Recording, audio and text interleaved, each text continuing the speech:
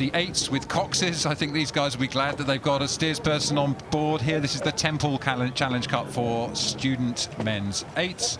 We have got Oxford Brookes University's A crew here on the far side, and closest to us it's Bedford School. So it's a tall order for Bedford School. Away they go. Yeah, definitely a tall order for them. They're going to know that. So really their chance here is to absolutely try and fly out the gate here, try and put some pressure on this Brookes crew and really sort of give it a go.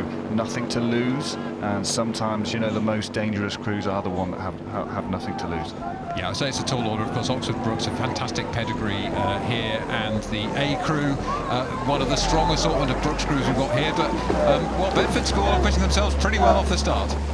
Yeah, really great to see these guys absolutely going for it. You know, like we said, it's Henley Regatta here. This is the end of most of these guys' season. There's nothing left to say for. So even with a formidable opponent on the other side of the river, they're absolutely going to go for it here.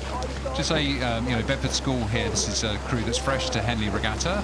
It's the second eight, and their first eight, we saw them in quite a strong race against Eton earlier in the Princess Elizabeth, the premium race for junior men's eights, where they pushed Eton to a third of length victory. So credit to Bedford School for that. So the second eight are just here, delighted to qualify actually for this event.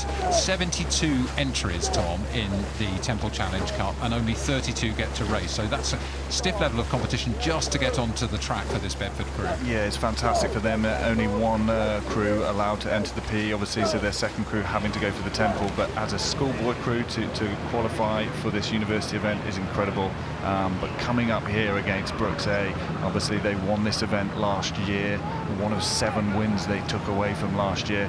And I was having a look through, Oxford Brookes have won 5 of the last 7 Temple Challenge Cups here, so a real beast of this event. So in the golden sunlight, we've had a bit of a mixed day of weather here, but it's really nice and calm, beautiful rowing conditions here now at Henley. Warm sun on our backs in the commentary box as we look down the track towards these crews coming up towards us.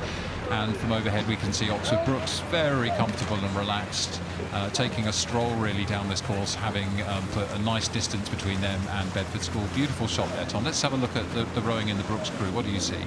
Yeah, I mean, obviously they're relaxed now. They're able to just concentrate on what they're doing. We've got that little bucket rig in the middle, but other than that, just really consistent.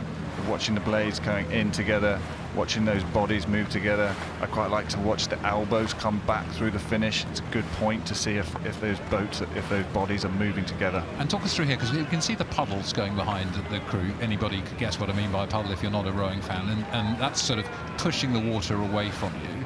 But when you have this bucket rig, you called it, where you're not just alternate one side another with the oars, you've got a couple of oars you can see on the left together. That means sometimes you've got the bow and the stroke oar on the same side. So why would you do that? There's a couple of reasons. More likely in the middle of the crew, it might be that you've just got some rowers who work better together. As an opportunity in the back half of that bucket or tandem rig, you get to really perfectly follow the person in front of you.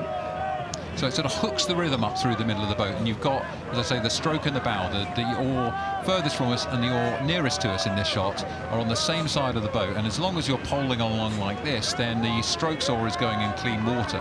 But if you've got a higher stroke rate, sometimes the strokes